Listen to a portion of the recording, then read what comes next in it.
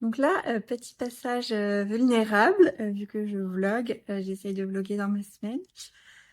Non mais ça fait tellement youtubeuse de dire ça. Bref, j'essaye de me filmer dans des moments authentiques de ma semaine. Donc là, je dois envoyer une newsletter pour promouvoir ma nouvelle offre. 2 heures pour faire mes boutiques et partir en vacances. Faire une boutique par en vacances, l'idée c'est de construire et de mettre en place des systèmes pour que des choses se passent dans notre entreprise, même quand on part en vacances. Et c'est la première fois que je fais quelque chose comme ça. D'habitude, mes clients viennent toujours directement vers moi. Je vais pas trop les chercher, même si je fais mon travail toute l'année d'échanger avec des gens. Mais voilà, le fait d'envoyer une offre comme ça à ma newsletter, c'est un peu un test. Mais je suis contente parce que j'ai testé l'offre. J'ai organisé ce même atelier sur ce thème auprès d'un partenaire. Les participants ont validé l'offre. Ensuite, j'ai eu une prospecte hier qui a adoré le contenu, donc voilà. Donc ça me donne, voilà, j'ai des indicateurs. J'ai eu des, voilà, j'ai bien travaillé l'offre en amont, basée de mes retours terrain.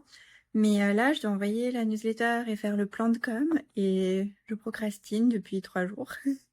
Donc je suis allée à un coworking. Normalement, c'est un coworking pour écrire un passage de mon deuxième livre, mais comme j'ai bien avancé sur ça toutes les semaines, bizarrement ça je procrastine pas. Donc j'utilise la sortie de l'offre pour le faire. Et c'est une anecdote que je pourrais raconter dans mon livre d'ailleurs, parce que pour moi, ça en servira. Le prochain livre, c'est Grande entreprise, grande action. Et l'idée, c'est que voilà, on sort de sa zone de confort pour développer son entreprise. Et moi, aujourd'hui, ça implique d'envoyer cet email pour promouvoir l'offre. Pourquoi je procrastine? Je pense que j'ai peur que personne n'achète. Et c'est intéressant, hein, c'est très humain, ça me montre ce que vivent beaucoup de mes clients, je pense. Enfin, ça dépend où ils en sont. Mais peu importe leur niveau, il y a toujours ce petit syndrome de l'imposteur. Voilà. Bon, bref, voilà. Ce que je voulais vous montrer, c'est rapidement l'offre. Donc, c'était faire boutique par en vacances. Voilà. Et surtout, en fait, moi, j'aime vraiment pas la technique. Je trouve, c'est pas mes tâches préférées. Voilà, je trouve que je perds du temps. J'aime pas trop.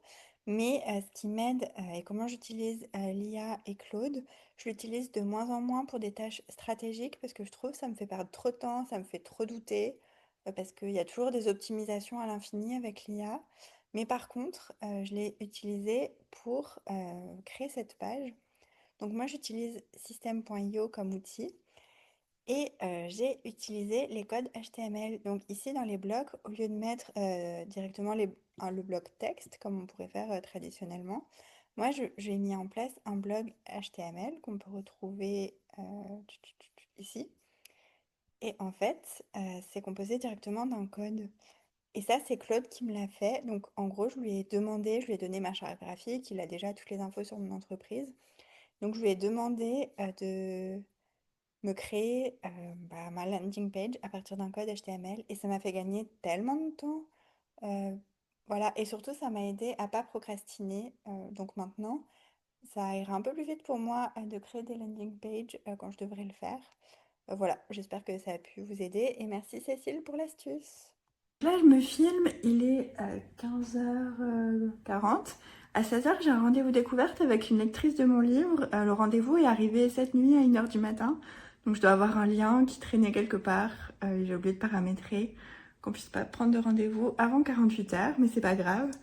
Du coup, c'est un peu stressant. En vrai, ça fait un moment que j'en ai pas fait, mais le fait d'avoir mis mon offre, le kit de départ en vacances, de l'avoir proposé il y a 2 semaines, finalement je l'ai pas poussé plus que ça, juste dans un email, j'ai pas vendu, mais je l'ai pas poussé, j'ai pas fait le travail, donc vraiment, c'est pas grave, mais ça m'a mis dans une énergie de vente, il se passe des choses, et c'est pas parce qu'on réussit pas du premier coup qu'il se passe rien. Et vous voyez, cette semaine, donc c'est 2 semaines plus tard, donc là j'ai un rendez-vous découverte, et j'en ai 2 autres, donc en tout ça m'en fait 3.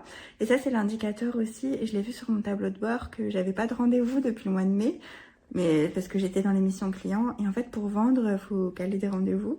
Donc ça repart, donc ça va arriver.